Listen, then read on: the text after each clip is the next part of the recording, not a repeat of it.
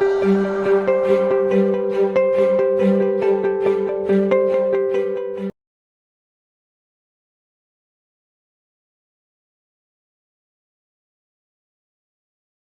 in lives of the country. So when after 10th when I decided to become engineer, मेरे दिमाग में clarity थी कि मुझे अगर इंजीनियर बनना है तो एक ऐसे ही इंस्टीट्यूट से बनना है, मुझे एक बेस्ट इंस्टीट्यूट से ही इंजीनियर बनना है। And what was the best which was the best institution, that was IIT Bombay. So मेरे लिए क्लियर था। तो whenever I used to feel low कि मुझे डाउट रहता था कि यार मुझे होगा नहीं होगा, तो बट मुझे ये था नहीं, मुझे कुछ भी करके आईआईटी बॉम्बे जाना है, दैट इज माय ड्रीम। ठीक है। सो ये मेरे लिए क्लैरिटी थी। तो ऐसे नहीं कि अब मैं आईआईटी में जाने के बाद भी बहुत सारे मेरे दोस्त बने उधर, अब उनको भी ऐसे पूरे जर्नी में प्रॉब्लम्स हुए ऐसे नहीं था, उनको भी डाउट आता रहता था। ये एग्जाम इतना टफ है कि इसमें सेल्फ डाउट आते रहता है, nature of exam is like that. But if you have burning desire कि मुझे जाना ही है, मुझे ये अचीव करना ही है, then you will find ways to overcome those difficulties. ठीक है। सो ये क्लैरिटी आपको चाहिए पहले। ठीक है, आप क्यों प्रिपेयर कर रहे हो, whatever could be the reason. मैंने मेरा रीजन बताया कि मुझे एक ऐसे बेस्ट कॉलेज से पढ़ना था, I was facilitated bye such campus. But आपका रीजन कुछ भी हो सकता है, एनीथिंग। जरूरी नहीं कि आप इंजीनियरिंग के लिए हो, आप आर्किटेक्चर के लिए जाना चाहते हो, मेडिसिन, कॉमर्स, आर्ट्स, कोई भी फील्ड में जाना चाहते हो, आपका why should be very very clear and you should always aim for best in that field, right. Because अभी आपको भी पता है कि कंपनीज बोलती रहती है अरे हमें स्किल्ड इंजीनियर नहीं मिल रहे, और इंजीनियर्स जो होते हैं हर साल इतने सारे पास आउट होते हैं, वो बोलते हैं मार्केट में जॉब ही नहीं है। तो ये सिनेरियो क्या है कि आपके पास डिग्रीज तो है बट स्किल नहीं है। ये क्या क्यों होता है? क्योंकि आपका वाई क्लियर नहीं था, आपने बस एडमिशन ले लिया क्योंकि बस आपने बोला गया। ठीक है। तो मैं थोड़ा आपको पूछना चाहूंगा कि वाई आईआईटीज, आपको आईआईटी में से ही क्यों पढ़ना है, आईआईटी को इतना ब्रांड वैल्यू क्यों बना दिया? What is the difference between IITs and other regional colleges? Can anyone answer me?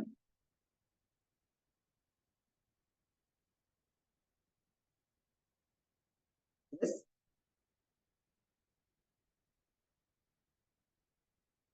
तो मैं इन जनरल ये चीजें बता देता हूँ कि बहुत सारे लोग बोलेंगे कि उनका कैंपस बहुत है, बड़ा बड़ा है, इंफ्रास्ट्रक्चर बहुत बड़ा है, रिसर्च लैब्स काफी अच्छे हैं, क्लासरूम्स बहुत अच्छे हैं, टीचर्स बहुत अच्छे हैं, करिकुलम अच्छा है, एक ब्रांड नेम बढ़ गया है। ठीक है। और सबसे इम्पोर्टेंट तो आपका, आप न्यूज पढ़ते रहते हो कि पैकेजेस बहुत बड़े बड़े लगते हैं, राइट। तो ये सब की वजह से आईआईटी बॉम्बे ग्रेट है क्या, उसको वैल्यू है क्या, सब आईआईटी के लिए प्रिपेयर करेगा? So it is not like that. ठीक है। So any institute is great, it is because of the campus life, and campus life is created by the students. Okay. So infrastructure तो देखो, आप कोई भी अच्छे इंटरनेशनल यूनिवर्सिटी में जाओ, प्राइवेट कॉलेजेस में जाओ, उधर भी ये सब facilities and campus will be great, but campus life is made by the students. ठीक है। सो मैंने आईआईटी बॉम्बे में 5 साल बिताया, तो let me just visualize visualize for you my 5 years of IIT Bombay. तो वैसे तो मैं मुंबई में रहता था, तो मुंबई में तो बहुत ज्यादा क्राउड, पोल्यूशन, वो सब है, आपको पता ही होगा, traffic.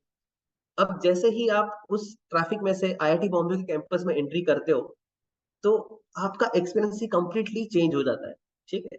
So can you guess, is there any, मतलब ऐसे इंडिया में कोई कैंपस हो सकता है क्या कि जिसके कैंपस के अंदर ही एक हिल हो बड़ा सा, उस कैंपस के अंदर ही एक जंगल हो, उस कैंपस के अंदर एक लेक है, right. And that lake is so dense कि आपका उसमें बहुत सारे, एक आहट आपने सुना होगा, उस सीरीज का भी एक वीडियो शॉट उसमें हुआ था। Can you guess the size of the IIT Bombay campus? It is approximately 550 crores. Once you enter the once you enter the campus from the खिचखिच of Mumbai, entry करते ही, नेक्स्ट बार, entry करते ही आप campus के greenery experience करोगे। Temperature immediately 2-3 degree से कम हो जाता है। On one side you have beautiful Powai lake, on one side you have Sameer hill, on one side you have huge football ground, वहाँ पे आईपीएल लाइक फ्लड लाइट्स होंगे, आगे बहुत सारे अच्छे अच्छे हॉस्टल्स रहेंगे, और वहाँ पे आपके स्पोर्ट्स के एक्टिविटीज देखोगे, स्टूडेंट एक्टिविटी सेंटर देखोगे, तो you will be impress by them. Olympic size का स्विमिंग पूल रहेगा, स्पोर्ट्स के लिए आपको स्क्वाश से लेके badminton courts, everything will be there. So graffiti wall, dancing room, बहुत सारी चीजें हैं, all these are there, state of art facilities there, everything is waiting for you. ठीक है। ओपन एयर थिएटर लाइक रंग दे बसंती, वो भी है उधर। बट ये सब तो है, campus infrastructure is there, but सिर्फ ये हो कि कोई भी इंस्टीट्यूट ग्रेट नहीं बनता. It is about the alumni. It is about the students of the campus. Student makes the experience off campus like great. ठीक है. आपने मूड इंडिगो के बारे में सुना होगा. Mood Indigo is the cultural festival of IIT Bombay and TechFest is the technical festival of IIT Bombay. All these festivals are completely planned by students only. और इसका बजट मेरे टाइम पे ही 2 करोड़ था, अभी तो और इंक्रीज हो गया होगा.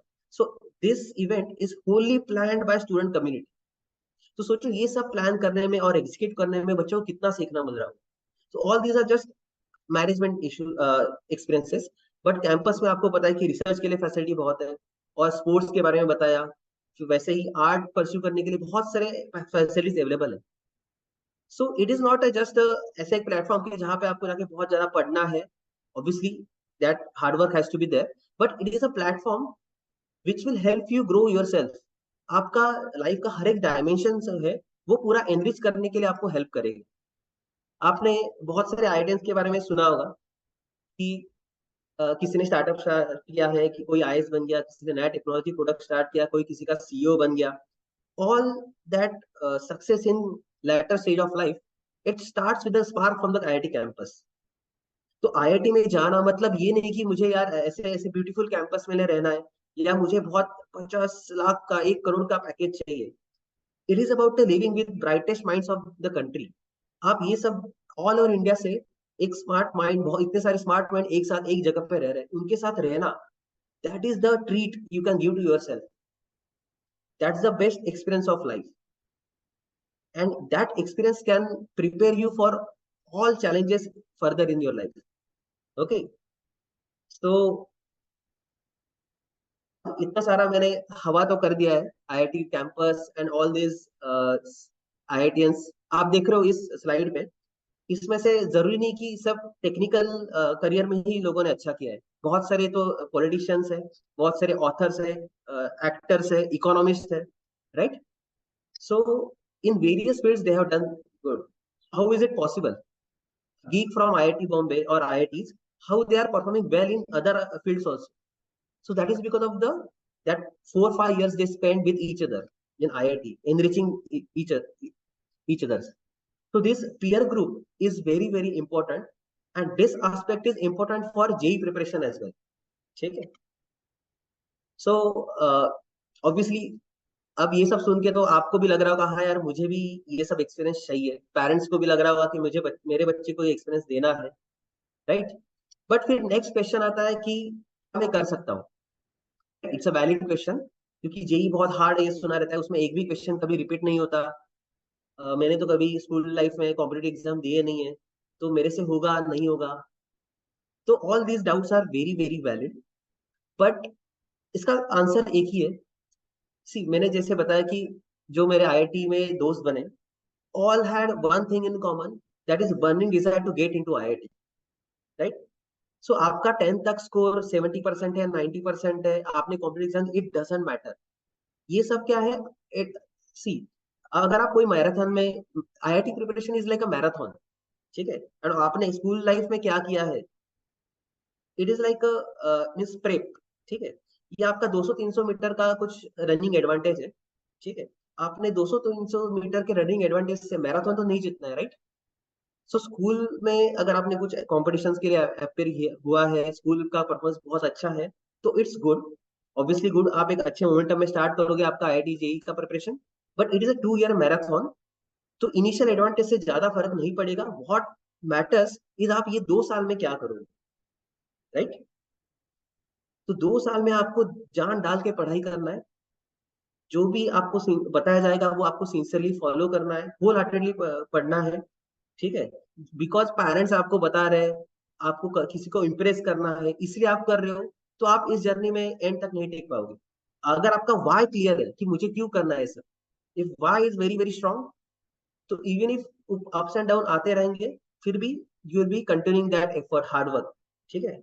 एंड एंड में even if you don't get IIT, ये जो जर्नी है ये आपको बहुत सारी चीजें सिखा देगा. ठीक है. It will transform you completely, just like that butterfly. And that is the end result we desire, rather than just one engineering college seat, right. So ये सब तो मैंने ओवरऑल बता दिया. Now how next is how should one prepare for IIT, right? So that's where all these classes come into the picture. That's where Rathi classes also will come into the picture. So all the faculties, admin staff, everyone here is guide will be there, will be guiding you at every step of your journey. ठीक है? But taking effort in right direction, ठीक है, is very very important. तो उसमें हमारा role है. And तो वो तो हम अच्छे से करेंगे, बट मोस्ट इंपॉर्टेंट इज सिर्फ डायरेक्शन देने से काम नहीं चलेगा, आपको उस डायरेक्शन में बढ़ना है. ठीक है, आप एफर्ट तो आपको लेने हैं, हम सिर्फ डायरेक्शन दिखाएंगे. ठीक है. तो अब आपको एग्जाम के लिए प्रिपेयर कैसे करना है, उसके लिए आपको पहले एग्जाम का पैटर्न समझना चाहिए. सो ये फेमस कोट आपने सुना होगा कि know your enemy and know your self, you can fight 100 battles without disaster. मतलब क्या, आपको जेई पैटर्न को अच्छे से समझना है. व्हाट आर योर स्ट्रेंथ्स, इसको समझना है. ठीक है. So next slide please. So overall basic मतलब पूरा फ्लो अगर मैं बताऊं, तो जेई मेंस का 2 अटेम्प्ट होता है. First attempt will be in January, second attempt will be in April. इस एग्जाम में जनरली 12 लाख स्टूडेंट्स अपेयर करते हैं, और उसमें से 2.5 लाख स्टूडेंट जो है वो एडवांस के लिए क्वालिफाई है. ठीक है. सो रफली आपका 90 परसेंटाइल के ऊपर अगर आ गया result, then you will be eligible for writing the IIT JEE exam, advanced exam. That advanced exam will be in May end or June start. And out of those 2.5 lakh students, 15 to 20,000 students will get selected. Okay, they will get the JEE ranking, and for those students, there will be JOSA counseling after the declaration of result. तो अब देखो यहाँ पे ऐसे नहीं कि सिर्फ आपको जेई के थ्रू, जो जेई के IIT के कॉलेजेस है उधर ही एडमिशन मिलेगा. So there are lot of options, not just IITs. There are very good reputed colleges all over the India. They accept the mains and advanced levels course. और NIT का भी admission इसी process के through होता है. सो ऐसे नहीं कि मैं बहुत ही लिमिटेड सीट्स है तो मेरा चांस बहुत कम है तो मैं क्यों फाइट, और ऐसा नहीं है. बहुत सारे सीट्स है, बहुत सारे अच्छे रेप्यूटेड ऑल इंडिया लेवल के कॉलेजेस है. तो many of them accept this JEE advanced score and main score. Okay, so next slide please. So एक कंफ्यूजन इसमें एक रहेगा कि बोर्ड एग्जाम एंड जेई इसमें क्या डिफरेंस है. स्पेशली अभी मैंने देखा है लास्ट कुछ सालों में कि हमारे यहाँ पे महाराष्ट्र में बोर्ड एग्जाम को ज्यादा वेटेज दिया जाता है. बट अब board and exam and IIT से इसको अगर हम कंपेयर करेंगे, तो बोर्ड एग्जाम का जो पैटर्न है उसमें आपको मेनली जितना नॉलेज है, जितना याद है, और एग्जाम में जाके बस वो क्या करना है, लिखना है. ठीक है. It doesn't test your understanding of that knowledge, कितना आपका डेप्थ में उसका नॉलेज है. एप्लीकेशन इसके ऊपर फोकस नहीं होता. तो जेई में क्या होगा, नॉलेज तो आपको होना ही चाहिए, बस उसको आप कितना डेप्थ में समझ रहे हो, उसका अप्लाई कैसे कर रहे हो, ये है. एक है बोर्ड में, it is a qualifying examination, मतलब जो भी स्टूडेंट अपेयर करेगा उसको एक परसेंटेज मिलेगी. Right, it's just a qualifying examination. And what is IIT JEE, it is a competitive examination. आपके seats are very very limited, तो उस लिमिटेड सीट्स के लिए आपको कॉम्पीट करना है. ठीक है. अगर आप जेई के लिए जेई का ब्रोशर ओपन करोगे, तो वहां पे आप देखोगे कि एनालिटिकल स्किल इज रिक्वायर्ड. तो व्हाट इज एनालिटिकल स्किल? तो analytical skill is nothing but whatever difficult task is in front of you, how you are able to simplify it, आप उसको ब्रेक डाउन करके सिंपल टास्क में कैसे convert कर रहे हो. ठीक है. So thinking and analytical skill is very very important for this kind of exams. But मैं तो बोलूंगा ये सिर्फ एग्जाम्स के लिए इंपॉर्टेंट नहीं, ये तो ऑल एस्पेक्ट्स ऑफ लाइफ. अगर आपको लाइफ में कोई भी फील्ड में एक्सेल करना है, तो these are the most important skills. तो ऐसे एग्जाम के लिए प्रिपेयर करके for 2 years you are rigorously working on improving this skills. तो इवन इफ आपका जेई में सिलेक्शन हुआ नहीं हुआ, इट डजेंट मैटर. जो इस प्रोसेस का बेनिफिट है वो आपने ले लिया. राइट. सो ये है. और ये पूरे इस पूरे सिलेबस के बारे में अगर मैं बात करूंगा, तो it is very exhaustive syllabus compare to board. मतलब टॉपिक वही रहेंगे बट डेप्थ ज्यादा है. और जैसे मैंने बताया, आपका कोई भी एक भी क्वेश्चन रिपीट नहीं होगा. ठीक है. तो इसका मतलब आपको बहुत सारा प्रैक्टिस करना पड़ेगा. फिर भी ऐसा लगेगा कि आपने 20 टाइप के क्वेश्चन प्रैक्टिस किए, फिर भी there will be 21st type of question which will come in exam. तो आप जो आपका टिपिकल लर्निंग का जो प्रोसेस है, उससे आप यहाँ पे जेई पे काम नहीं चलेगा, आपको वो थोड़ा मॉडिफाई करना पड़ेगा. This is the first challenge every JEE aspirant will face during the initial phase of the preparation. आपका 10th तक का जो लर्निंग मोड था, that was load turning mode, और अभी आपको प्रॉब्लम सॉल्विंग पे जाना है। तो ये ट्रांजिशन में आपको 3-4 महीने देने पड़ेंगे। इनिशियली ये बहुत टफ लगेगा, it is tough for everyone, ठीक है, but it is the process. और 2-3 महीने के बाद आपको उसी में मजा आएगा। It is like going to gym. Initial 15-20 दिन में आपको बॉडी एक करेगा क्योंकि मसल ब्रेक हो रहे हैं, राइट। मसल क्यों ब्रेक हो रहे हैं? क्योंकि थोड़ी आप हेवी वेट्स उठा रहे हो। बट 1 महीना 2 महीना आप कंसिस्टेंटली जाने लगे, तो after that it will be a मतलब प्रोसेस ऑफ एंजॉयमेंट। आपको जिम डेली जाने का मन करे, right. It is like that. So यहाँ पे this exam is all about problem solving. तो आपको प्रैक्टिस में प्रॉब्लम सॉल्विंग ही करना है। आप थियरी 100 बार पढ़ के उस एग्जाम को क्रैक नहीं कर सकते, ठीक है। जैसे सिंगिंग का कंपटीशन है, आप बहुत सारे सॉन्ग सुन के, ठीक है, यूट्यूब पे सुना, एफएम पे सुना, या आपके उस्ताद से सुना, ये नहीं चलेगा। आपको खुद से ही रियाज करना पड़ेगा। इनिशियल गंदे सॉन्ग्स निकलेंगे, बट धीरे धीरे आप इंप्रूव करोगे। तो यहाँ पर भी सेम रहेगा, आपका एनालिटिकल स्किल, थिंकिंग स्किल, जैसे जैसे आप प्रॉब्लम सॉल्व करते जाओगे, it will keep on improving, right. So all this is about the practice. So इस एग्जाम के लिए मोस्ट इंपोर्टेंट चीज क्या है? प्रैक्टिस। अब प्रैक्टिस करते वक्त आपको एक चीज इंपॉर्टेंट क्या रखनी चाहिए कि आपका पीयर ग्रुप क्या है, ठीक है। जैसे मैंने बोला कि IIT, why IITs are great because of the peer group. यहाँ पे during the preparation also peer group is very very important, क्योंकि आपको बहुत सारे डाउट्स आएंगे इस प्रोसेस में। तो obviously all the faculties will be there to answer for your doubts, but आपका जो एक ग्रुप बनेगा उसमें जो हेल्दी डिस्कशंस होंगे, it is also very very important, right. So इसीलिए जेई एडवांस का जो बैच है उसमें आप एनरोल करोगे, तो आप उसी बच्चों के साथ कनेक्ट करोगे। आपका सर्कल भी एक टिपिकल टाइप का बनेगा, which is better for your future, right. And next slide please. Okay okay okay, just get back to last slide only. Okay, so इस पूरे प्रोसेस आपका कैसे रहेगा? तो आपको लेक्चर अटेंड करने के बाद उसको थोरोली रिवाइज करना है। फिर you have to do lot of practice. Practice में आपको डाउट्स आते रहेंगे, and for that you have to connect with teachers on regular basis, right. It is very very important that you communicate well with students, other students, your peer group and teachers, okay. अब इस exam में ऐसा नहीं है कि आप बहुत बार मतलब बस बहुत ज्यादा मतलब और कितना मतलब नेक्स्ट क्वेश्चन आता है कि सर मैंने सुना है कि इसके लिए 15-15 16-16 घंटा पढ़ना पड़ता है, ठीक है। तो ऐसे कुछ है नहीं।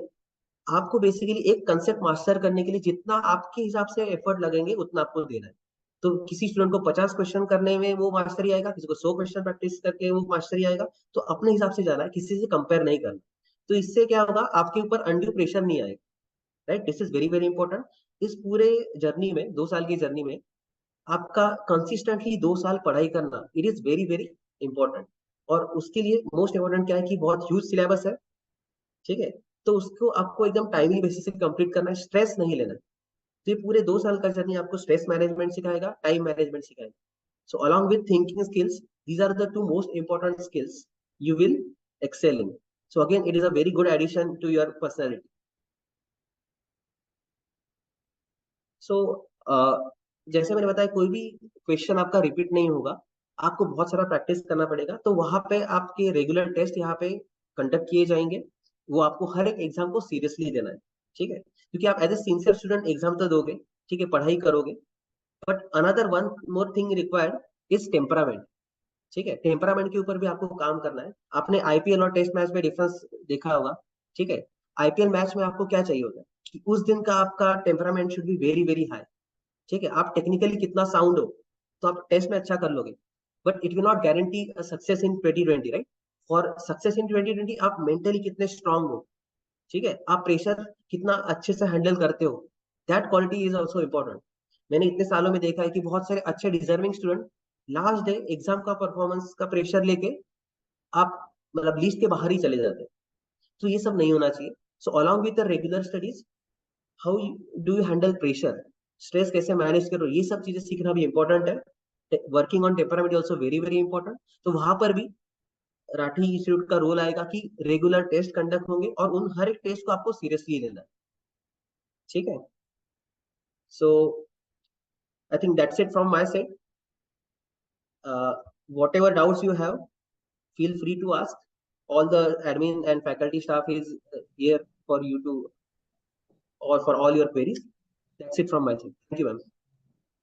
Thank you, Vaibhav sir, for your vast knowledge and helping the student to understand exactly JEE क्या है और जो ग्लोरियस लाइफ आईआईटी पवई का लगता है तो वो इतना आसान नहीं है जिसके साथ they have to put their hard work and then yes definitely life is going to be full of adventure and all the glory there but उसके लिए मेहनत भी उतनी करनी पड़ेगी.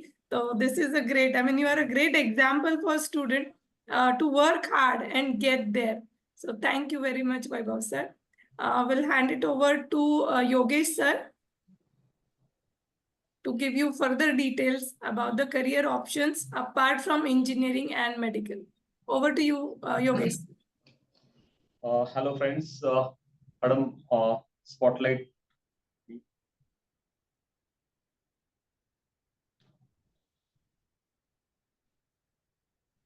Hello ma'am, am I audible? Yes sir, yes sir, we can see you. Okay. So इथे मला दिसत नाही ऍक्च्युली माझा व्हिडिओ स्पॉटलाइट नाही झाला maybe. Okay, hello, good morning. So आज मैं थोड़ा आपको बताना चाहूंगा कि ऐसा नहीं है कि अगर आप आईआईटी नहीं गए, मतलब आईआईटी जेई क्रैक नहीं की तो आप वापस आईआईटी नहीं जा सकते और आपका लाइफ खत्म हो गया. मतलब जेई मेंस एडवांस क्रैक नहीं किया तो लाइफ खत्म हो गया, ऐसे कुछ नहीं है. देयर आर अदर ऑप्शंस जो इक्वली गुड है. उसमें से सबसे पहला ऑप्शन जो है वो है आईसर. सो ये भी आईआईटी जेई से ही होता है. इसके अलावा इसके लिए आप आईआईटी आईसर की एक एप्टीट्यूड टेस्ट होती है, इससे आप यहाँ पे जा सकते हैं. एक्चुअली इसमें फर्क क्या है आईआईटी एंड आईसर में? तो आईआईटी जो है वो बेसिकली आपके लिए अगर आप टेक्नोलॉजी में इंटरेस्टेड हो तो आप आईआईटी जाइए. बट बेसिक साइंसेस में आपका इंटरेस्ट है तो आईसर आपके लिए सबसे बेस्ट जगह है जहाँ पे आप स्टडी कर सकते हो, एक अच्छा साइंटिस्ट बन सकते हो. यहाँ पे आपको सारी वो चीजें मिलेंगी जो आईआईटीज में है, सारी चीजें आपको यहाँ पे मिलेगी. आपका सिलेबस बहुत ज्यादा अपडेटेड होता है. मतलब अगर पिछले वीक कुछ सपोज एक पेपर आया है, कुछ अपडेशन हुआ है हमारे साइंस में, तो वो अपडेशन आपको इस एग्जाम में तुरंत एप्लीकेबल हो जाता है.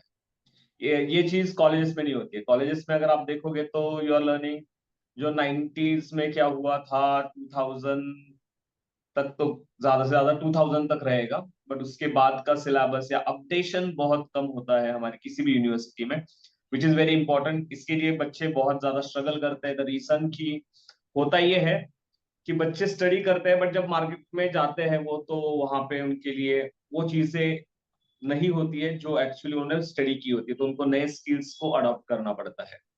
सो करियर ऑप्शंस जो है सिर्फ इंजीनियरिंग एंड मेडिकल नहीं है.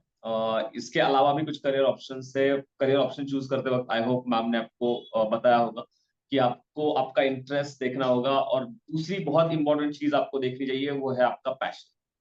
कभी कभी कुछ चीजों में हमारा इंटरेस्ट होता है बट हम उसके लिए पैशनेट नहीं होते. ऐसी चीजों में जाने से बचे. कुछ चीजों में आपका इंटरेस्ट होता है बट आपके पास वो स्किल्स नहीं होती है, ऐसी जगह पे भी जाने से बचे. फॉर एग्जाम्पल मैं मेरा ही एग्जाम्पल दे देता हूँ. When I was in BSc third year, that time मैं क्रिकेट टीम में भी था कॉलेज की, और एक मतलब बीएससी फिजिक्स भी कर रहा था. देन आई वाज मतलब यहाँ पे ये था कि एक ही समय क्रिकेट का सिलेक्शन भी था. मतलब हर साल सिलेक्शन होता था और फिर सिलेक्शन से मतलब एसवाई तक तो था मैं क्रिकेट टीम में, बट टीवाई में सिलेक्शन और एग्जाम एक ही वक्त था. तो मेरे पास दो ऑप्शंस थे, या तो सिलेक्शन के लिए जाऊं या तो एग्जाम के लिए जाऊं. तो मैंने एक्चुअली क्रिकेट सिलेक्शन नहीं चूज किया. आई चोजन दिस बीएससी एग्जाम क्योंकि मुझे लगता था कि दोनों में मैं अच्छा था. बट प्रॉब्लम ये था कि अगर हम बात करें क्रिकेट की, तो उस समय जब मैं बीएससी में था तो क्रिकेट में बहुत ज्यादा कंपटीशन था. उस कंपटीशन के मुकाबले अगर मैं खुद को देखूं तो मैं कहीं पे भी नहीं था. मतलब अपने आप से झूठ मत बोलिए कि आप दूसरों से झूठ बोल सकते हो, अपने आप से झूठ मत बोलिए. तो मुझे पता था कि मैं कॉलेज से खेल सकता हूँ, यूनिवर्सिटी से खेल सकता हूँ, बट उसके बाद कंट्री से क्या मैं खेल सकता हूँ, तो आंसर शायद मेरे मन में कहीं था कि नहीं, क्योंकि वहां पे पॉलिटिक्स भी होता है। ठीक है, तो मतलब बहुत सारी चीजों को आपको एनालाइज करना होगा अगर आप करियर चूज कर रहे हो तो आपके स्किल्स तो अच्छे होंगे तो भी, मतलब मेरा बैकग्राउंड ऐसा था कि पैसे इकोनॉमिकली मैं नहीं कुछ कर सकता था, अगर जरूरत पड़ती कि कहीं पैसे दे दो तो पॉसिबल नहीं था। तो मैंने सोचा कि फिजिक्स में तो मैं बहुत अच्छा कर सकता हूँ, यूनिवर्सिटी टॉपर था मैं, और मुझे पता था कि मैं यहाँ पे बहुत अच्छा कर सकता हूँ और यहाँ पे मुझे कोई पीछे नहीं छोड़ेगा। तो मैंने एक्चुअली क्रिकेट नहीं चुना, बाद में यूनिवर्सिटी के लिए मैं खेल सका वो अलग बात है, बट मैंने चुना फिजिक्स को। उसके बाद I was in IUCAA, NCRA. IUCAA और एनसीआरए में मैंने एस्ट्रोनॉमी एस्ट्रोफिजिक्स में मेरा स्पेशलाइजेशन किया, and I was in Eicher for my research purpose. तो मैं वहां पे जूनियर रिसर्च फेलो था। तो यहाँ पे बताने वाली बात ये है कि ऐसा नहीं है अगर आपको आईआईटी नहीं मिलती है तो आपका लाइफ जो है वो खत्म हो गया। आपको अदर ऑप्शंस भी है। तो सबसे पहला ऑप्शन है आईसर। आईसर में कैसे जा सकते हैं, वहां पे क्या होता है ये पहले समझ लो। तो अगर आप आईसर जाना चाहते हो तो आपका 12th में एक पर्टिकुलर परसेंटेज आना जरूरी है।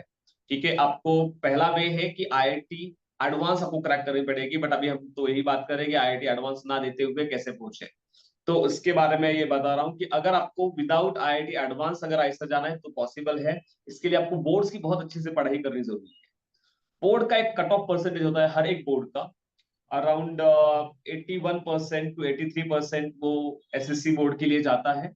एंड सीबीएसई बोर्ड जो होता है, सीबीएसई बोर्ड के लिए वो थोड़ा हाइयर होता है, क्योंकि वो आपके बोर्ड के पहले 10% पीपल जो स्टूडेंट होते हैं उनको ये अलाउड होता है कि आप वो आईआईटी के एग्जाम दे सको। तो अब सीबीएसई बोर्ड का डिसएडवांटेज ये हो जाता है कि पूरे इंडिया से बच्चे होते हैं तो उनके 10% में आप आना जरूरी होता है, पहले 10% में। तो उसका मेरिट थोड़ा हायर होता है। इसका मेरिट 85 टू 87% के पास जाता है अगर आप आईआईटी की एग्जाम देना चाहते हो। बट यही एचएससी बोर्ड जो होता है, एचएससी बोर्ड में बच्चे कम है, तो यहाँ पे आपको ये मेरिट 81% से 83%, कभी कभी 80 के नीचे भी जाता है, 78 79 तक भी होता है वो मेरिट। बट हमें ऑन सेफर साइड में बता रहा हूँ आपको, 81 से 83% अगर आपके है तो आप आईआईटी की जो एग्जाम है वो दे सकते हो। ये इक्विवेलेंट एग्जाम है, मतलब जेई का अगर आप प्रिपरेशन करते हो, देखिए कोई भी एग्जाम दे लो, आप देना चाहते हो या कोई भी करियर करना चाहते हो, तो आई वुड सजेस्ट आप जेई का प्रिपरेशन कर लीजिए। उसका रीजन ऐसा नहीं कि आप जेई करके आईआईटी ही चाहिए, बट जेई का जो बंदा प्रिपरेशन करता है उसमें कुछ क्वालिटीज डेवलप होती है, जैसे वैभव सर ने बोला। तो उसमें क्या होता है, हार्ड वर्क डेवलप हो जाता है, उसको पता होता है कि हार्ड वर्क करना है। देन अंडर ट्रमेंडस प्रेशर कैसे काम करना है ये उसको पता होता है। दूसरी चीज यहाँ पे मुझे लगता है कि प्रेशर लेना नहीं चाहिए, बट बच्चे बहुत प्रेशर लेते हैं। प्रेशर के अंदर फिर भी अगर वो प्रेशर आता है तो प्रेशर के अंदर कैसे काम करना है ये चीज ये बच्चे जो होते हैं 2 साल में सीख जाते हैं। कंटिन्यूअस एग्जामिनेशन उनको पता होता है, एनालिटिकल थिंकिंग, क्रिटिकल थिंकिंग ये बच्चों का अच्छा डेवलप होता है, क्योंकि ये बच्चे 2 साल तक इन्हीं चीजों में उलझे होते हैं कि भाई अलग उन्होंने कॉन्सेप्ट नहीं सीखना है, सिर्फ वो कॉन्सेप्ट को कैसे अप्लाई करना है ये उनको सीखना होता है। तो वो जब कॉन्सेप्ट को अप्लाई करना सीखते हैं, परसेंट बहुत ज्यादा नहीं आते हैं। लाइक जेई में बच्चों के जब शुरुआत होती है तो बच्चे बहुत, मतलब मैं बोलता हूँ कि गुब्बारा होता है, 10th एक गुब्बारा है, 10th के मार्क्स बहुत बड़ा गुब्बारा है।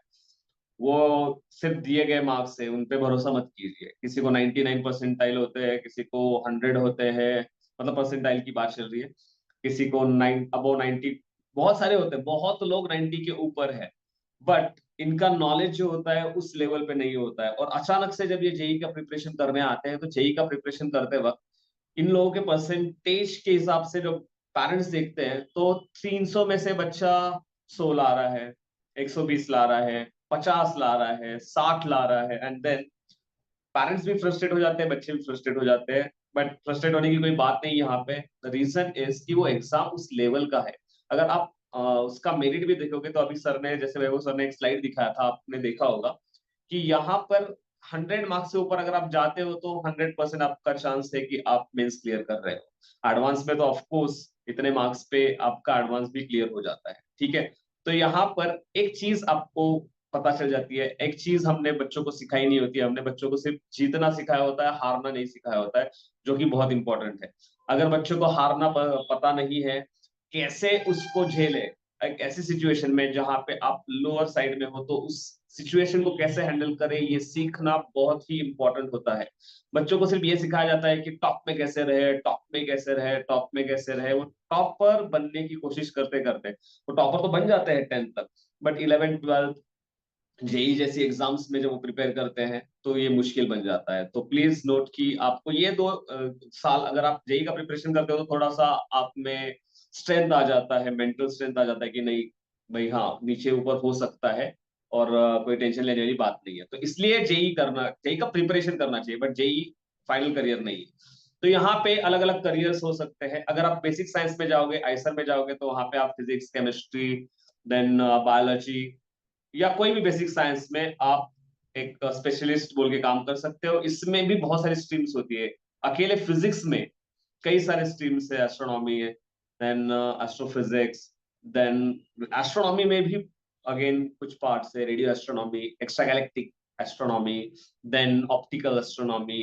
देन यहाँ पे मतलब मैं बता रहा हूँ, मेरा स्पेशलाइजेशन एस्ट्रोनॉमी, तो मैं इसमें बता रहा हूँ। ऐसे ही बहुत सारे हैं, मटेरियल साइंस, नैनो टेक्नोलॉजी, ठीक है।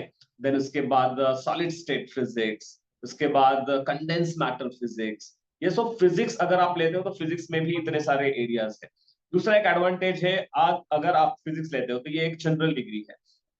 तो जनरल डिग्री करके आप जब जाते हो तो आपके पास बहुत सारे बाद में भी ऑप्शंस होते हैं। लाइक अगर आपने सोचा कि मैं कंप्यूटर का कोई कोर्स करना चाहता हूं, तो आप कंप्यूटर का एक कोर्स करके वापस एज अ सॉफ्टवेयर डेवलपर भी किसी कंपनी में ज्वाइन हो सकते हो। बाय द वे, आजकल जो कंपनीज होती है बड़ी बड़ी, वो ये भी देखती है कि आपकी डिग्री क्या है। ये देखने से अच्छा आप क्या लेवल तक प्रोग्रामिंग, अगर आप एक सॉफ्टवेयर डेवलपर बोल के जाना चाहते हो किसी कंपनी में, तो आपकी डिग्री नहीं, आपकी सॉफ्टवेयर डेवलपमेंट की स्किल्स देखी जाती है। तो स्किल्स देखने के लिए 3-4 सब्जेक्ट जो है बीएससी में, इनको अलाउ किया जाता है आपके कैंपस इंटरव्यूज में फॉर सॉफ्टवेयर डेवलपमेंट। उसमें से एक फिजिक्स है, एक मैथमेटिक्स है, स्टैटिस्टिक्स है, इलेक्ट्रॉनिक्स है। इन सब्जेक्ट्स को लेकर आप अगर बीएससी करते हो तो इसके बाद आपको अगेन सॉफ्टवेयर में, जैसे जो बहुत सारे लोगों को लगता है कि सॉफ्टवेयर में जाना चाहिए, तो उसमें जा सकते हैं। इसके अलावा डेटा साइंस और डेटा स्ट्रक्चर, ये आज के बहुत ही जबरदस्त, या जिन बोल सकते हैं कि ऐसे फील्ड्स है जिन फील्ड्स में अब रिक्वायरमेंट बहुत है और यहाँ पे हाई पेइंग कैपेसिटी है इन फील्ड्स में। तो यहाँ पे कैपेसिटी जो है आपको पेमेंट मिलने की या पेमेंट देने वालों की, वो बहुत हाई होती है और यहाँ पे आपको ज्यादा अच्छे अपॉर्चुनिटीज मिल सकते हैं। लाइक मेरा एक फ्रेंड है, उसने बीएससी और एमएससी यूनिवर्सिटी से किया, एंड उसको रिसर्च कर रहा था जर्मनी में, एंड देन वो शिफ्ट हो गया एकेडमिक्स से, वो शिफ्ट हो गया डेटा साइंस में, and he got package of around 90 lakh per annum. तो आप सोच सकते हो 90 लाख का पैकेज, उस बंदे ने कोई डिग्री नहीं ली है हमारे कंप्यूटर साइंस में या कोई इंजीनियरिंग में, बट उसने किया है BSc physics, MSc physics, and then he got opportunity in data science. So ऐसे जरूरी नहीं है कि आपको इंजीनियरिंग की डिग्री ही करनी है डेटा साइंस में जाने के लिए। दूसरा एक बूमिंग में फील्ड है, वो है AI and ML, artificial intelligence and machine learning. ये भी एक कुछ ऐसे फील्ड है जहां पे जॉब अपॉर्चुनिटीज और पैकेजेस की बात करें हम तो बहुत अच्छे हैं। आप पैकेज के लिए ना जाए, बेहतर होगा। अगर आप जाना चाहते हो तो आप अपने पैशन के हिसाब से जाइए, आपकी पसंद के हिसाब से जाइए। पैकेज के पीछे जाओगे तो पैकेज बहुत कम मिलेगा और कुछ होगा नहीं, क्योंकि अगर आपको चीज पसंद नहीं है तो आप उतना अच्छा कर नहीं पाओगे, और उतना अच्छा कर नहीं पाओगे उस फील्ड में काम, तो आपको पैकेज भी अच्छा नहीं मिलेगा और फ्रस्ट्रेशन आएगा। सो बेटर फॉलो कि आपको आपके अंदर क्या स्किल्स है वो पहले पहचानिए, उसके हिसाब से फील्ड चूज कीजिए, ठीक है, और फिर वो आपको बहुत हायर लेवल तक ले जाएगा, ठीक है। इसके अलावा केमिस्ट्री में कुछ ऑप्शंस है, पीछे ही रहिए मैम, स्लाइड पीछे रखिए। केमिस्ट्री में कुछ ऑप्शंस है। सो केमिस्ट्री में नॉर्मल केमिस्ट्री है, इसमें organic chemistry, then industrial chemistry. Industrial chemistry एक अलग सी ब्रांच है, जिसमें बीएससी इंडस्ट्रियल केमिस्ट्री बोल के एक एक्चुअली ब्रांच है, और यहाँ पे आप एडमिशन ले सकते हो। जो इंडस्ट्रीज में केमिस्ट्री लगती है उसके बारे में यहाँ पे आप स्टडी कर सकते हो, और ये भी आपको अच्छी जॉब अपॉर्चुनिटीज जो है वो दे सकता है।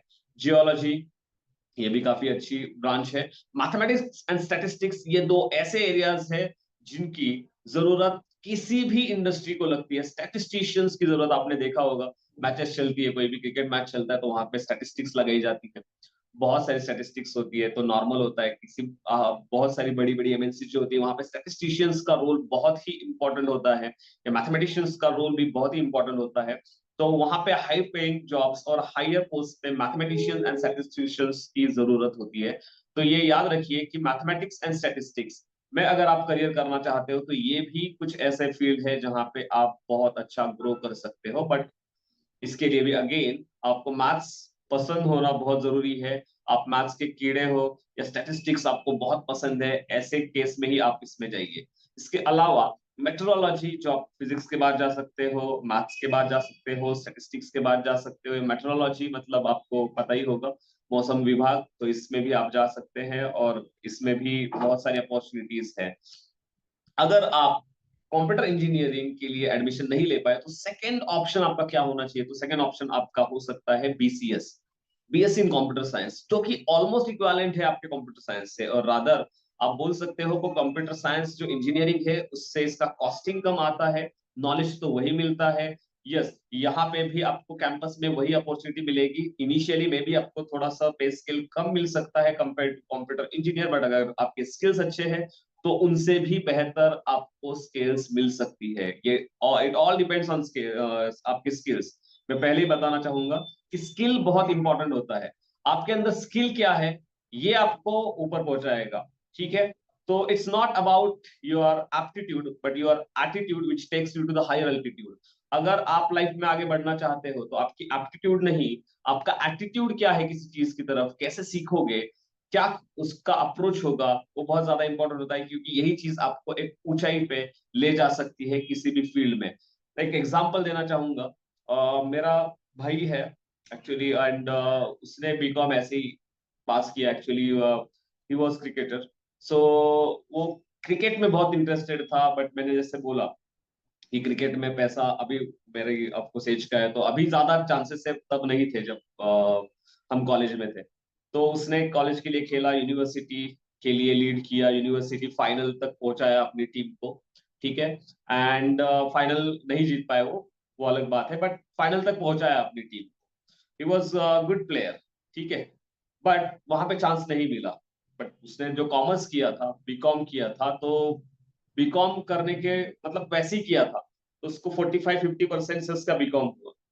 बट उसका माइंड बहुत शार्प था और उसने फिर वो एक्चुअली एक एमएनसी में लग गया एज अकाउंटेंट। और एक एक्चुअली सीए फर्म में उसने काम किया। सीए फर्म में काम करते करते उसने सारी चीजें सीख ली जो एक सीए को नहीं आ रहा है, वो भी उसने सीख लिया। और इस तरीके से उसको अच्छे एमएनसी में अच्छे पेमेंट के साथ जॉब मिल गई और उसके अंडर अब सीए काम करते हैं। So it's not about your degree, it's about your knowledge. आपके पास क्या नॉलेज है वही आपको ऊपर ले जाएगा। आपके पास क्या स्किल है और आप उसको कैसे यूज करते हो, ये बहुत इंपॉर्टेंट होता है, ना कि आपकी डिग्री।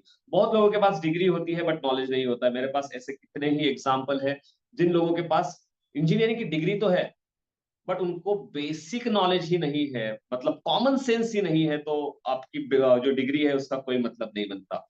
आप भले इंजीनियरिंग की डिग्री ले लो, मेडिकल की डिग्री ले लो या कोई भी डिग्री ले लो, अगर आपके पास कॉमन सेंस नहीं है how to handle some situation, किसी सिचुएशन में कैसे बिहेव करना है, क्या करना है, अगर वो नहीं पता है तो उसका कोई मतलब नहीं बनता।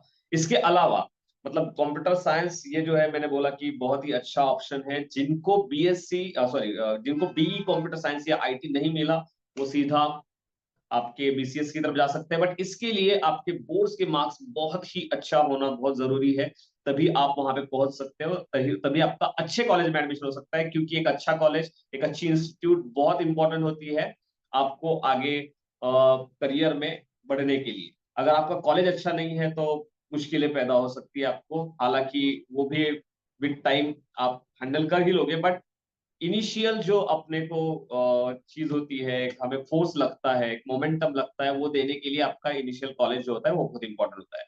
इससे अलावा डिफेंस में आप 12th के बाद मतलब आपको शुरुआत 11 से ही करनी पड़ती है। एनडीए की एग्जाम दे सकते हो, अभी तो आपको पता होगा गर्ल्स के लिए भी एनडीए जो होता है उसकी सीट्स अवेलेबल है। सो दोनों गर्ल्स एंड बॉयज, बट अभी यहाँ पे गर्ल्स के लिए थोड़ा सा कंपटीशन हायर होता है। अब गर्ल्स ज्यादा पता नहीं है लोगों को, तो थोड़ा सा आपको जल्दी मिल जाएगा जो लोग इनिशियली जाएंगे। बाद में तो कंपटीशन बहुत हाई होने वाला है। तो एनडीए एक ऐसा एग्जाम है जहां पे आप डायरेक्टली ऑफिसर लेवल पे पहुंच जाओगे अगर आप इसको क्रैक कर लेते हो। इसके दो फेजेस होते हैं, एक रिटन एग्जाम होता है, देन आपका एसएसबी होता है। इसमें पूरा आपका physical checkup and then physical strength and then आपका इंटरव्यू वगैरह ऐसे राउंड होते हैं। ये यूपीएससी कंडक्ट करता है, तो आप समझ सकते हो उसी लेवल का है। ठीक है, जिस लेवल पे यूपीएससी एमपीएससी के इंटरव्यू होते हैं उसी लेवल के ये एग्जाम होता है। एग्जाम वैसे क्रैक करने के लिए आसान है, अगर आपका साइंस 10 तक का भी अच्छा है तो भी साइंस का जो जनरल साइंस है वो आप क्लियर कर लोगे। बट आपको इसमें जो अलग चीजें करनी पड़ेगी वो है current affairs, then general knowledge. Mathematics आपका बहुत अच्छा होना जरूरी है, क्योंकि मैथमेटिक्स यहाँ पे बहुत इंपॉर्टेंट रोल प्ले करता है। मैथमेटिक्स का पेपर आधा जो स्कोर होता है मैथमेटिक्स पे होता है और दूसरा इंग्लिश में होता है। तो इंग्लिश एंड मैथमेटिक्स आपका बहुत अच्छा होना जरूरी है। यहाँ पे आप साइंस के बाद जाओगे तो आपको आर्मी, एयरफोर्स एंड नेवी तीनों ओपन होंगे। बट अगर आप साइंस नहीं लेते हो तो सिर्फ आपको आर्मी ही लेने के लिए अलाउड है, क्योंकि फिजिक्स एंड मैथ्स ये सब्जेक्ट हो तो ही आपको एयरफोर्स और नेवी ये मिल सकता है, ये याद रखिए। तो आपको साइंस करना चाहिए अगर आपको डिफेंस में जाना है। और इसमें भी अगर आप आईआईटी जेईई का प्रिपरेशन कर रहे हो तो ज्यादा एडवांटेजियस है, क्योंकि इस केस में आप एक्चुअली आईआईटी जेईई का प्रिपरेशन जब करते हो तो आप एनडीए इजीली क्लियर कर सकते हो, आप वीआईटी की एग्जाम इजीली क्लियर कर सकते हो, एसआरएम की एग्जाम इजीली क्लियर कर सकते हो, सीईटी इजीली क्लियर कर सकते हो, सीईटी का अच्छा स्कोर ला सकते हो। मतलब वो एडवांटेजियस है एंड सजेस्टेड है कि आप ये कीजिए। बट उसके लिए आप साइंस लेते समय भी कुछ क्राइटेरियाज है, वो क्राइटेरियाज आपको देखने चाहिए और वो सोच के ही आपको जाना चाहिए। जेनेटिक इंजीनियरिंग और जेनेटिक साइंटिस्ट ये एक अनदर ब्रांच है जहां पे आप जा सकते हो। ये एक बूमिंग ब्रांच है। आज जेनेटिक इंजीनियरिंग से बहुत सारी चीजें की जा सकती है।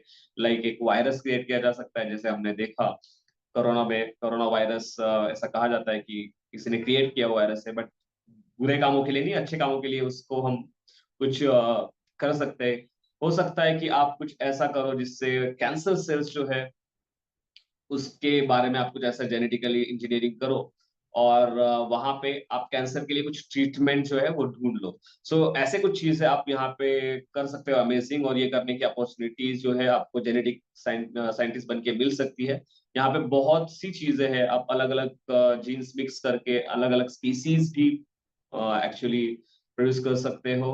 एंड जो मतलब अभी फूड में भी देख सकते हो आप कि फूड में जो वैरायटी आ रही है, कम जगह में बहुत ज्यादा फूड अगर आपको पैदा करना है तो उस केस में भी आपको जेनेटिक साइंटिस्ट बोल के बहुत काम करने आ सकता है। इसके अलावा वायरोलॉजी है, इसके अलावा माइक्रोबायोलॉजी है। माइक्रोबायोलॉजी में भी इंडस्ट्रियल माइक्रोबायोलॉजी है जिसमें आप काम कर सकते हो। बायो इन्फॉर्मेटिक्स है, एंथ्रोपोलॉजिस्ट है, बायोकेमिस्ट्री है। ये सारे फील्ड्स जो है वो आपके लिए वेट कर रहे हैं apart from engineering and medical. ये सारे फील्ड्स आपको काम में आएंगे। Next slide please. ठीक है, तो यहाँ पे होम साइंस, होम इकोनॉमिक्स ये भी चीजें हैं जो आपको आपके लैंग्वेज में भी मिल सकती है, स्पेशली गर्ल्स के लिए मुझे लगता है। Home science and home economics ये चीजें जो है एसएनडीटी यूनिवर्सिटी में मराठी में भी मिलती है, अगर कोई मराठी मीडियम से है एंड वो वहां पे पढ़ना चाहता है तो। न्यूट्रिशनिस्ट एंड डाइटिशियन ये बहुत ही जबरदस्त फील्ड है। आप यकीन नहीं करोगे, ये लोग जितना कमाते हैं दूसरा कोई नहीं कमाता। आज की लाइफ में लोग इतने ज्यादा पैसों के पीछे पड़े हुए, या आप बोलते हैं कि हमारे जो बॉडी है या हमारे जो शरीर है उसकी तरफ ध्यान देते ही नहीं है लोग। और फिर जब उनको रियलाइज होता है कि अरे हमारा बॉडी जो है अभी बहुत खराब सिचुएशन में है, अब हमें ध्यान देना चाहिए, तो ये फिर न्यूट्रिशनिस्ट डाइटिशियन के पास पहुंच जाते हैं, फिर ये जिम लगा लेते हैं एंड फिर बहुत सारा पैसा इनको दे देते हैं।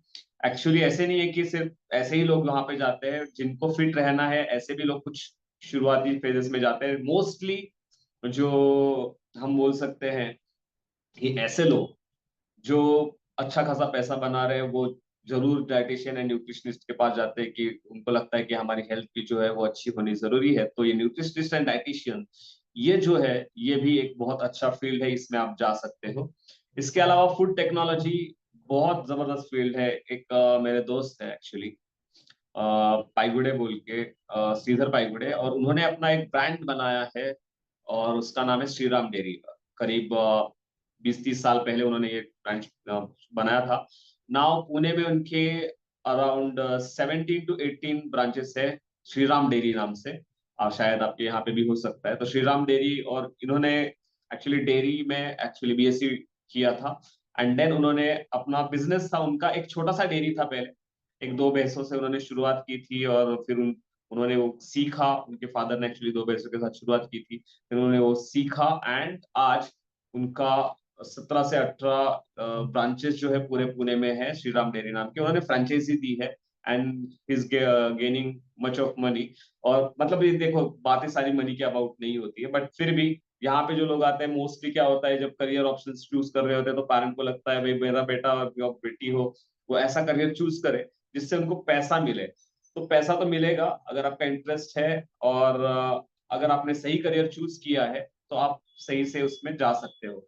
फॉरेंसिक साइंस ये बहुत ही इंटरेस्टिंग करियर है, जिसको आपने देखा होगा सीआईडी वगैरह पसंद है उसको, तो ऐसे लोगों को जिसको एक बहुत जिज्ञासा है कि क्या हुआ, कैसे हुआ होगा, क्या क्या हुआ होगा, इन स्टोरीज में बहुत इंटरेस्ट है, तो वो लोग फॉरेंसिक साइंस में जा सकते हैं। यहाँ पे ये बहुत ही अमेजिंग ब्रांच है गुजरात में, इसका बहुत ही अच्छा कॉलेज है, मेरी एक स्टूडेंट वहां पे पढ़ रही है।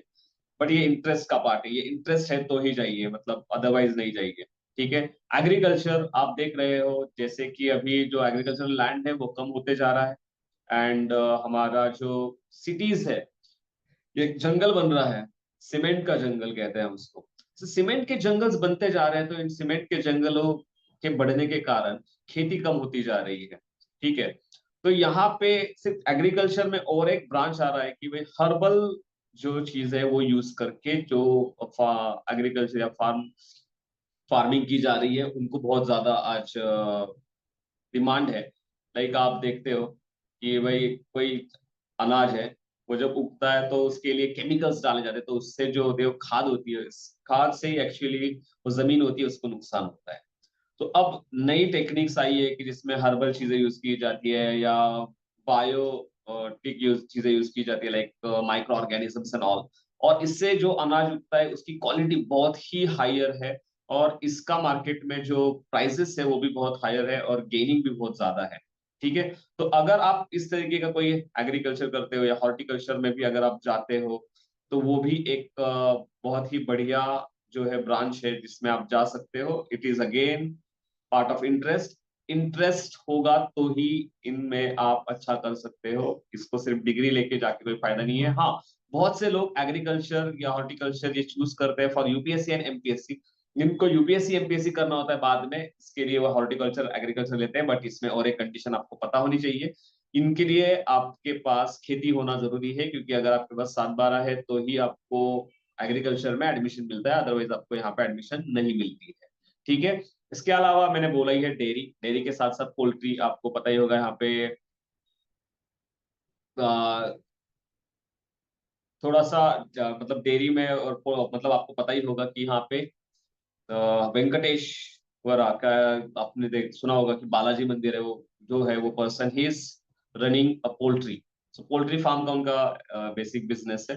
तो ये भी आपका एक ऑप्शन है। Fishery, forestry, then rural management, food processing, food technology, forestry, environmental science, ये बहुत ही खास ब्रांच है।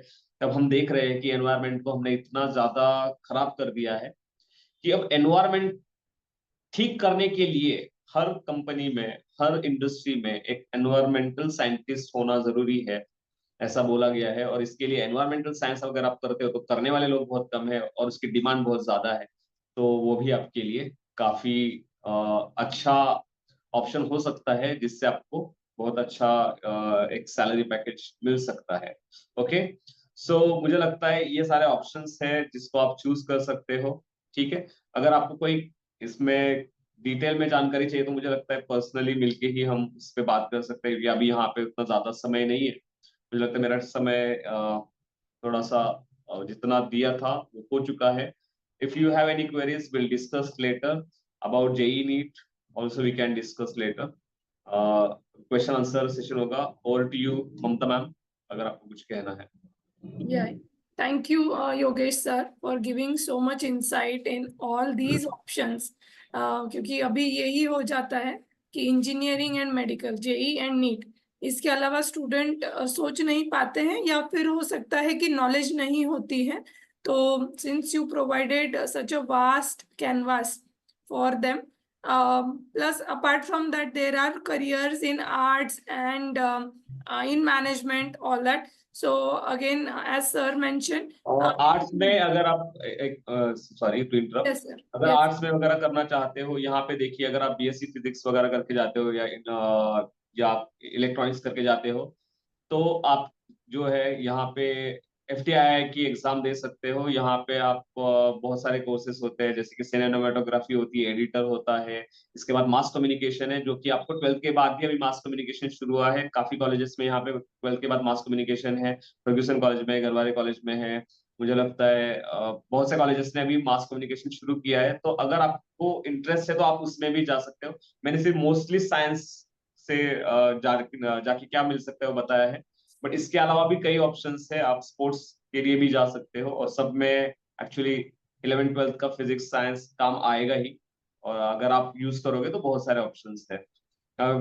ये टॉपिक इतना बड़ा है एक्चुअली, 70,000 करियर अपॉर्चुनिटीज है। तो yes. हम एक दिन में और 20 मिनट में तो इसको उसके नाम भी नहीं गिनवा सकते। सो दैट्स ओके कि हम नहीं बता सकेंगे सारी चीजें। तो True, अगर डिस्कस करें तो आपको ये कंफ्यूजिंग भी हो सकता है, तो आप पहले अपने 20-30 करियर चूज कीजिए, उसमें से आपको कौन से बेस्ट लगते हैं, 4-5 निकालिए, और उसमें से फिर एक डिसाइड कीजिए। ऐसा मेरा सजेशन होगा। Thank you, thank you.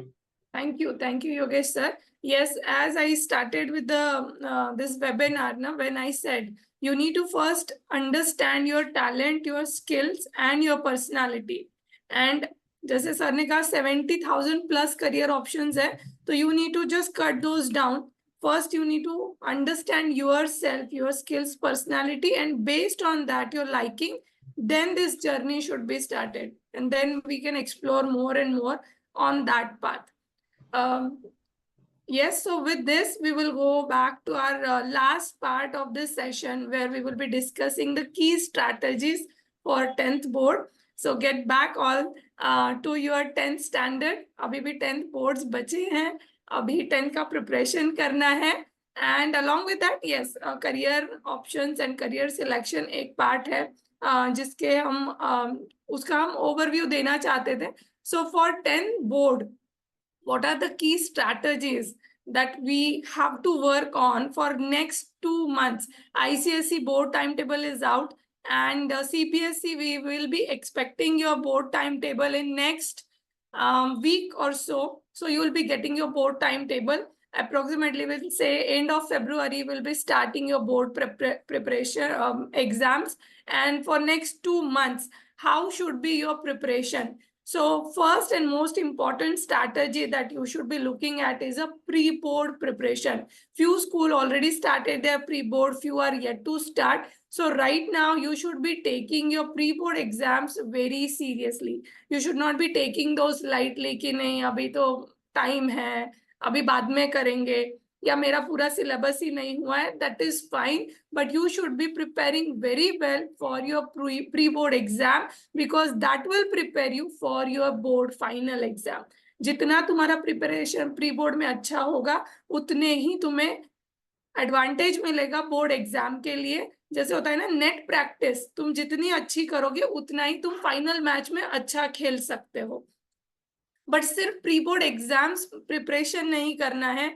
Pre board exam होने के बाद जो तुम्हें पेपर्स मिलते हैं, you should be sitting and analyzing those papers very effectively. You should be identify your mistakes, identify the areas where you are making the mistake, so that you won't repeat that again in the boards. क्योंकि सिर्फ paper लिख के आए और जो mistake हुई उन्हें देखा ही नहीं, तो you will repeat those in the board. So there is no use at all of giving the pre-board. तो pre-boards होने के बाद अगर तुम्हारा 70% सिलेबस प्रिपेयर है, 80 प्रिपेयर है, 60% प्रिपेयर है, उसको अच्छे से प्रिपेयर करो. Out of 10 questions if you could write 6, but वो 6 क्वेश्चन एकदम अच्छे से लिख के आओ. एंड आने के बाद उस 6 में अगर कुछ मिस्टेक्स हुई है तो फाइंड आउट करो. जो 4 क्वेश्चंस तुमने अटेम्प्ट नहीं किए या लिख नहीं पाए, उस पे प्रिपरेशन का प्लान करो. ये हमारा एनालिसिस होना चाहिए. Then practicing the sample papers, yes, as you reach towards your pre-board preparation, as you complete your revisions, start solving the sample papers or question papers.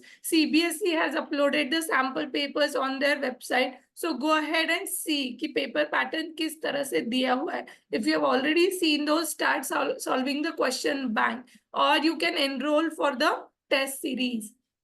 अगर जो स्टूडेंट राठीज एस्पायर अकेडमी के नहीं है बट जिन्होंने webinar join किया है, you can join our test series so that you can practice more and more papers during these next 2 months, and that will make lot of impact in your final board exam. Time management is very crucial for next 2 months. Yes, because every day you need to be now planning and seeing what you will be doing for rest of the day. आज मैं क्या करने वाला हूँ, आज मेरा revision क्या है, आज कौन सा सब्जेक्ट पढ़ना है, ये तुम्हारा प्लानिंग होना ही चाहिए. प्लस everyday revision के लिए you can decide the subject. ICSE have 9 subjects, CBSE has 5 subjects. So decide the day कि आज मुझे इंग्लिश रिवाइज करना है, and before you sleep decide कि आज कौन से सब्जेक्ट का रिवीजन करना है. Like every day 1 chapter. 2 दिन पहले अगर तुमने फिजिक्स पढ़ा है तो after a day you just need to keep a gap of 1 day at least, and then before sleep you just revise कि फिजिक्स का क्या पढ़ा था अभी भी याद है ना. अदरवाइज ऐसे होगा कि तुमने आज जो पढ़ा है अगर तुम फेब एंड में रिवाइज करोगे तो तुम सब भूल जाओगे. So before sleep just give 30 minutes to revise one subject जो तुमने प्रिपेयर किया है, जो पढ़ा है. एंड रेगुलर बेसिस पे करोगे तो believe me half an hour will be enough to revise complete physics by end of February. अगर तुम रेगुलरली रिवाइज करोगे तो 20-25 minutes में you can revise the subject. Also, before going for the papers, make sure you have a preparation of the time required for completing the paper. 15 minutes are given to read the paper, right? Board का paper 15 minute पहले दिया जाता है, तो वो 15 minute तुम कैसे use करोगे. उस 15 मिनट्स में you should be reading, like English का पेपर है तो make sure you read unseen passage very carefully. Get ready with the answer for that unseen passages during that 15 minute reading time, क्योंकि English के paper में तुम्हें सोचना भी बहुत कुछ है. You will be writing more, and for writing that you will have to think a lot, क्योंकि ऑन द स्पॉट राइटिंग बहुत सारा है, क्रिएटिव राइटिंग बहुत है. तो वो 15 मिनट कैसे यूज करोगे. मैथ्स के पेपर का जो रीडिंग टाइम है 15 मिनट्स रीडिंग टाइम एमसीक्यू में तुम कैसे इन्वेस्ट कर सकते हो. जो क्वेश्चंस और में है, क्वेश्चन 5 हैव 2 ऑप्शंस, राइट, तो उसमें का तुम कौन सा सॉल्व करोगे. ये तुम्हारा 15 minute reading time should be like a deciding factor. Also you will be deciding on the time for the paper. 30 minute में MCQ हो जाने चाहिए, 20 minute for section B. This time, so that all you have to decide when you do this study for pre-board. pre-board का planning जो होता है that is like a trial. 3 pre-board अगर तुम दे रहे हो तो तुम्हारा जस्ट स्ट्रैटेजी में चेंज करना है कि मैं सेक्शन ABCD ना जाते हुए DCBA करना चाहता हूँ, तो वो ट्रायल तुम प्री बोर्ड में करोगे, एक्चुअल बोर्ड में नहीं. तो based on that strategy you can make your final strategy for the final boards. And revision, as I mention, make sure you have your own notes. if you have our class notes, वहां पे marking किया है, that's fine. If you prepare your own notes, go ahead, that's the best thing to do. अगर तुम्हें habit है text book में या notebook में लिखने की, दैट इज फाइन, बट तुम्हारे एक नोट्स खुद के होने चाहिए जो तुम फाइनल बोर्ड्स के दिन भी रिवाइज करोगे, और अभी भी regularly will be following those notes. कुछ मतलब ऐसा नहीं होता कि बोर्ड के दिन मेरे कुछ अलग नोट्स होंगे और उसी दिन मैं रिवाइज करूंगा. No, that won't happen. Like if you are doing math study तो एनसीईआरटी तुम बोर्ड के दिन बैठ के नहीं सॉल्व कर सकते हो कि मैं उस दिन पूरा एनसीईआरटी सॉल्व करूंगा, 4 दिन है पूरा एनसीईआरटी कर दूंगा, नहीं. तो you should be having your concise notes that you will be revising again and again for the pre boards as well as in the final boards. तो ये तुम्हें याद रखना रहेगा. And yes, close your book. Not literally, but when you are studying, make sure you make your studies so interesting. Some fun factor to be added. कुछ memorize करना है तो कुछ interesting factor डालो. एब्स्ट्रैक्ट्स डालो so that you can memorize things very easily. तुम्हारे study को थोड़ा फन बनाओ, थोड़ा एंजॉय करो पढ़ाई करते वक्त, so that you can study for long duration and it will be fun feel so that you can study regularly. Boring नहीं होना चाहिए जब तुम स्टडी करने बैठते हो, तो कुछ फन फैक्टर्स ऐड करो उसमें. तो मतलब बुक बंद करके कुछ याद कर रहे हो तो that learning and revising should be very effective. So that these are like very easy going strategies जो सब टॉपर्स करते हैं बट तुम्हें बताते नहीं है. So remember these things and start studying towards your final board exam. Okay, with that, these are the details of our test series. So students who are in 10 CBSE ICSE board, if you want to opt for our test series, that these are going to be end of December, January and February, with the, which will be on full syllabus as per the latest board pattern, and we'll be sharing the model answer paper at the end of the series also. So you can check कि तुमने क्या गलत लिखा और actual answer कैसा चाहिए, and you'll be getting the checked paper. So अगर enroll नहीं किया है तो go ahead and do that. अगर स्कूल के प्री बोर्ड्स काफी हो रहे हैं, 5-6 pre boards are getting conducted in the school, तो मेक श्योर कि तुम्हारा चेकिंग करेक्ट हो रहा है तो तुम्हें उसका एडवांटेज मिले. Last, we'll take a pause for the question answer session. So in my chat window, I see a few questions are there. So we'll go ahead and get these questions answered. First one is, my son, he wanted to go for BBA data science. So what will be a good, is it a good course? So for this question, I would suggest data science is somewhat technical course. So it will be better if you go through the technical route rather than going through the business, BBA business management thing. And second is, if you are interested for BBA, make sure you take a really good college for BBA course and don't just stop after BBA. Make sure you go for the masters. Without MBA, it is going to be very tough to get into industry and do the course. But अगर data science कहीं दिमाग में है तो technical background ज़्यादा better रहेगा. The next question I see is, what are the different entrance exam for IISER and what is the eligibility for IAT? So let me ask Yogesh sir to answer this question for you. So Yogesh sir, the question is over to you. What are the different entrance exam for IISER and eligibility? IISER, as we discussed, Yes. IISER के लिए दो तरीके से आप admission ले सकते हैं. First, आप IISER के लिए IIT, JEE mains and advance दोनों क्लियर करना पड़ेगा आपको, और उससे आप IISER जा सकते हो. और दूसरा आपका एंट्रेंस एग्जाम है IAT, IISER एप्टीट्यूड टेस्ट, जिसके लिए मैंने बोला एलिजिबिलिटी क्राइटेरिया ऐसा है कि आपको आपके बोर्ड्स में पहले 10% के अंदर आना चाहिए, कोई भी बोर्ड हो आपका. तो अगर आपका CBSE बोर्ड है तो मैंने बोला कि अंदाजन 87%, 85 to 87% चाहिए आपको 12th बोर्ड में. और अगर आप HSC बोर्ड से हो तो वो 81 से 83, सेफर साइड बता रहा हूं मैं, इतने परसेंट मिनिमम चाहिए आपको ताकि आप एलिजिबल रहो एग्जाम के लिए. अब ये एग्जाम जो होती है, ये KVPY, अगर आपको अगर याद होगा तो KVPY जैसी ही ये एग्जाम होती है. यहाँ पर एक 20-20-20 PCMB सारे सब्जेक्ट्स होते हैं.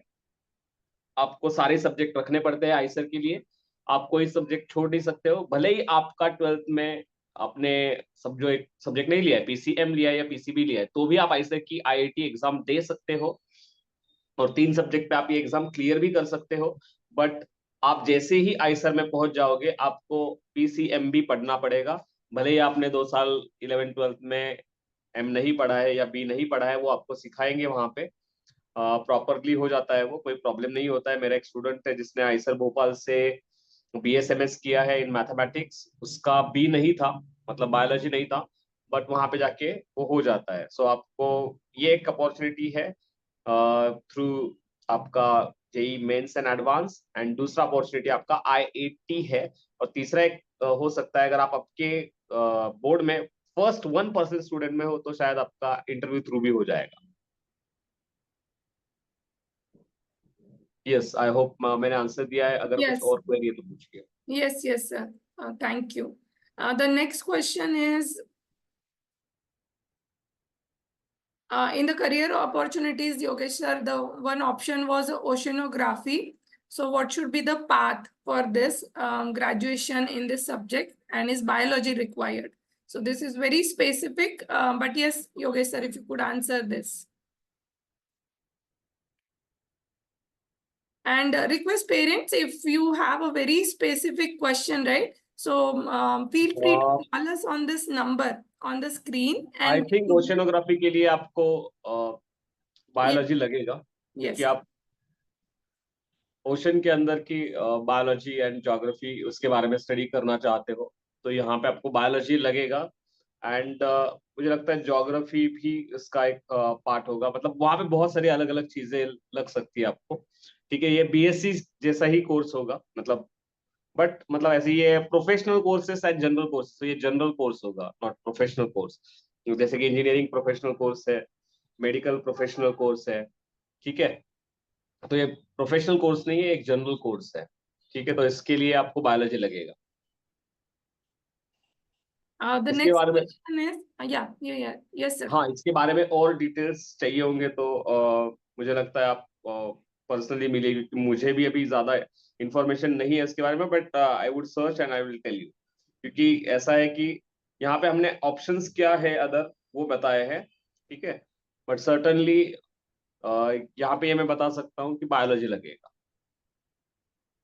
Yes, thank you, Yogesh sir. Next question is it advisable to start JEE preparation before 10th standard? So here, what we suggest is in your 8th, 9th and 10th standard, even if you haven't done the foundation course, that is fine.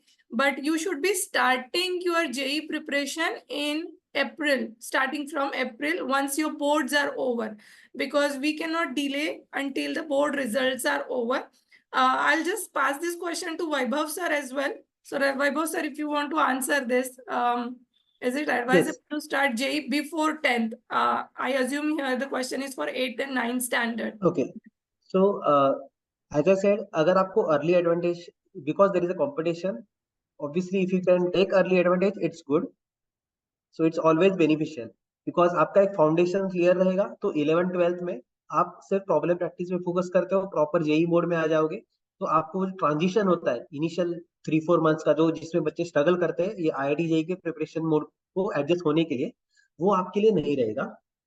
आप mentally prepare हो जाओगे right after the 10th if you take the foundation courses. So it's always beneficial, but it is not that कि ये चाहिए ही चाहिए.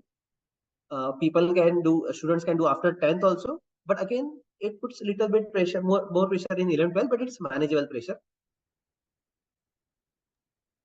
Yeah, true, Vaibhav sir. And one more thing here, parent can understand ki if their school academic, if child is easily doing school academics and having a lot of free time, then yes, you can think of something adding extra. But if, I mean, nowadays what we see is they're very much occupied with their school academics, and after that having class, going with their regular academic, it itself is overwhelming. And on top of that, if you add something, then the chances are there that the child will get run away from this IIT preparation in 10th standard. We have seen many students in 8th and 9th, they get so, burned out that in 10th they see कि मुझे करना ही नहीं है, मुझे IIT JEE करना ही नहीं है, because I see what the life is. Because many places we see in 8th and 9th, they start teaching 11th, which is not easy for child to understand and cope up with.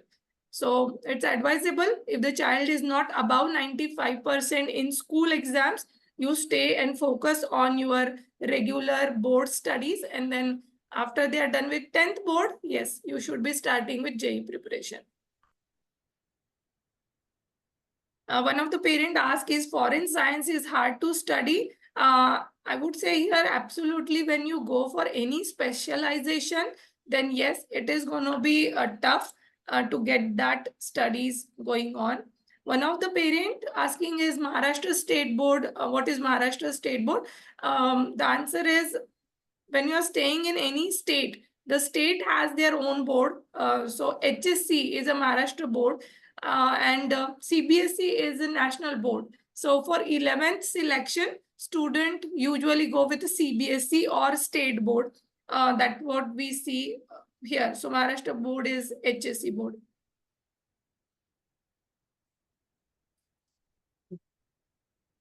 Yes, and if you have any specific question on state board, so you can just note down our number 7796631000, and you can definitely call us and get more details. One of the student mentioned, whenever I study or try to study, I get distracted to other things and waste my time. I find education boring and mandatory. So seems what can be done on this. So there are a lot of remedies for this. So rather I would say you can come down and talk to us, because this usually happen when you haven't set your goal. जाना कहाँ है ये जब तक तुम्हारा confirm होता नहीं है, सेट नहीं होता है, वो बर्निंग डिजायर नहीं है, ये चलेगा. So you should be getting to the main reason why are you studying. Then only you can get the I mean that interest will get generated.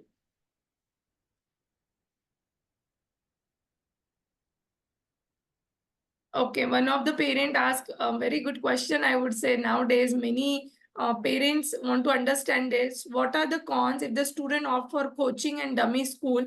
What they miss by missing 2 years of junior college?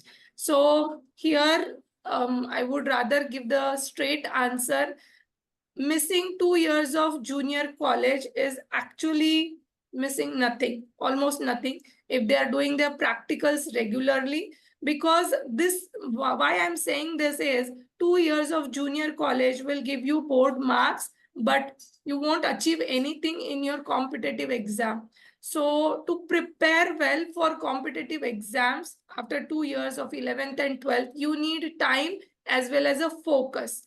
And if your child is going for regular college, you will miss that for sure. So going to dummy school may not miss anything. Rather, they will get enough time for their preparation for competitive exam. And usually we hear the social interaction and their development. As Vaibhav sir clearly in the, showed that you can do that in your engineering from IITs, from AIMS, from good colleges. And to get there, you need a good score in competitive exam. So you can compromise your junior college here in 11th, 12th to get better colleges in after 12th. Yes, I would like to add to this. Yes, yes, sir. Please. This exam is about practice. So more you practice, the better you become. So it is very important to give time. And if you are spending whole day in college, then you don't have energy left or time left to focus on problems. So obviously you will be behind in your competition. And another thing, till 10th, you have very good social interaction. You should engage in all the competitive exams. किसी ने थोड़ा time पहले पूछा था कि 8th standard से ही JEE का preparation शुरू करना चाहिए क्या? So see, so best thing would be you should always appear for all the competitive exams in schools. आपने जेई का प्रिपरेशन स्टार्ट नहीं किया तो भी आप competitive exams के लिए प्रिपेयर करो. In that way, it will be.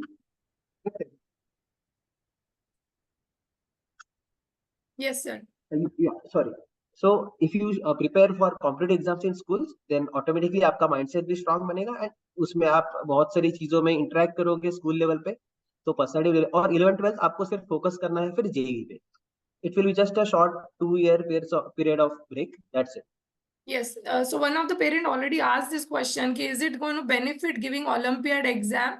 So rather, I would say not only Olympiad exam, but at the school level, there are so many exams that they can crack at their level. Like in standard 9th, Homi Baba is there. In 6th, there is Homi Baba. Olympiad is there. Plus, there are scholarship conducted by Maharashtra government. So you MTSC is there, NTSC is there, maths. There are many exams that you can find on Google very easily and prepare child for that level of exam. When child is in 9th and giving a 9th level exam, which is a competitive exam, surely he will be interested and that will benefit more than rather than going for JEE and NEET preparation in 9th, 8th standard. One student asked, is there how to prepare for ISER exam? Is there separate coaching institute for ISER? So, Yogesh sir, do you want to highlight on this since you are teaching JEE and sending our student for IISER as well?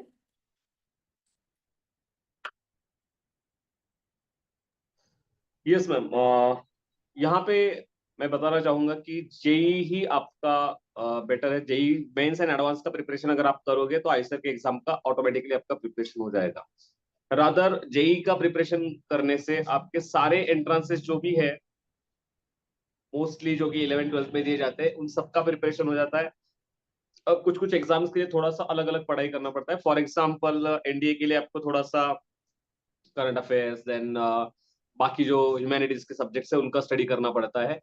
Like architecture की exam के लिए आपको थोड़ा सा drawing का study करना पड़ता है। बट मोर और लेस आपका ज्यादा से ज्यादा प्रिपरेशन जेई मेंस एडवांस का प्रिपरेशन करने से हो जाता है। और आईसर की जो एग्जाम होती है आईआईटी, ये उसी लेवल की होती है जो हमारी जेई मेंस एडवांस लेवल होते हैं, उसी लेवल की एग्जाम होती है। रादर केवीपीवाई से ज्यादा ये ताल्लुकात रखती है। अभी केवीपीवाई कैंसिल हो चुकी है, तो आपको अगर इसका प्रिपरेशन करना है तो JEE mains advance and KVPY के प्रीवियस ईयर क्वेश्चंस, इनको आपको स्टडी करना चाहिए। Great. Thank you, sir. On that, I would like to add one point कि JEE preparation is not only about physics, chemistry, maths, but it is more of a problem solving and analytical thinking as well. So that prepare child for a lot of competitive exam. Even a student going for CLAT, which is for law, or a student planning to go for UPSC, the problem solving, logical reasoning, mathematical analysis, all these get developed during these 2 years of JEE preparation too, because none of the questions are directly from the textbook or the questions are not from any material that you could see. So उस वजह से भी उनका overall development काफी अच्छा होता है. One more question here is pre-board that important? It's just a mock test, but will it have any effect on overall grade of boards? No, board grades won't be directly connected with your pre-boards unless and until you have given your half-yearly and school unit test properly, because average mark of your school performance will be there on your mark sheet. So I think 5 marks are reserved on your board based on these exams. But if you have performed consistently throughout the year, तो pre-board के mark directly may not affect, but 100% that is going to impact your board score, क्योंकि तुम pre board के लिए कितना अच्छा prepare करते हो और किस तरह से तुम एग्जीक्यूट करते हो प्री बोर्ड, वो कहीं ना कहीं तुम्हारे बोर्ड के फाइनल एग्जाम पे इम्पैक्ट करेगा. What is KVPY? KVPY, one of the exam which was used to be conducted by government to give a scholarship to the student for their graduation and post graduation, but जो अब बंद हो गई है. One parent is asking, I have interest in maths and science, especially physics, and want to get a profession which give me good paycheck. Do you have any suggestions? So here again, if you like maths and science, the first option would be get into a science stream. And for further details on that, right, you can connect with us. And one-on-one, we can advise you and help you understand based on your academic score so far, your further aspirations. That will help you to understand where to go. With this, we will close this question and answer session. But again, if you have any specific queries, then you can call us and let us know your queries, and we will be surely helping you understand better career options based on your likings. If you are not sure about your likings, then surely you can go with a DMIT sessions where we could help you understand your liking, disliking based on DMIT analysis. And from there, you can pick up the career options as well. So thank you all the parents and students for joining this session. Hope this session helped you all. And we will be definitely looking forward to help all of you to get the best career option that you could have. Thank you all. Have a good day ahead.